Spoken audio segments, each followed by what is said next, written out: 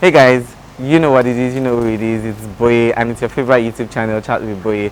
On today's episode, I'll be showing you guys how to shoot outdoor with natural lights, with artificial lights, and with two artificial lights, yes.